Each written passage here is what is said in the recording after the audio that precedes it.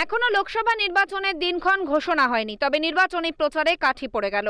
তৃণমূলের সর্বভারতীয় সাধারণ সম্পাদক অভিষেক বন্দ্যোপাধ্যায় নির্বাচনী এলাকা ডায়মন্ড হারবার থেকে লোকসভার প্রচার শুরু করল জোড়াফুল শিবির। রবিবার বজবজ 2 ব্লকের সভাপতি সুব্রত বন্দ্যোপাধ্যায়ের নেতৃত্বে শুরু হলো দেওয়াল লিখন।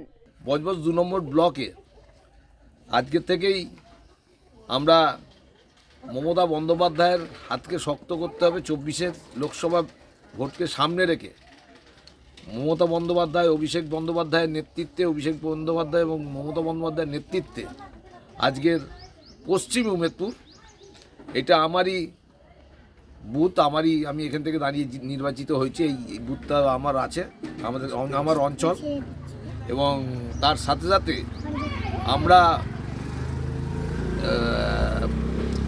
ডায়মন্ড হারবার লোকসভা কেন্দ্রে উন্নয়ন দেখে মানুষ ভোট দেবে।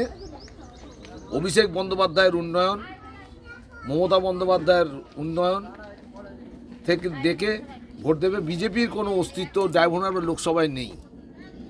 আমাদের এইখানেও কোনো বিজেপির কোনো অস্তিত্ব নেই।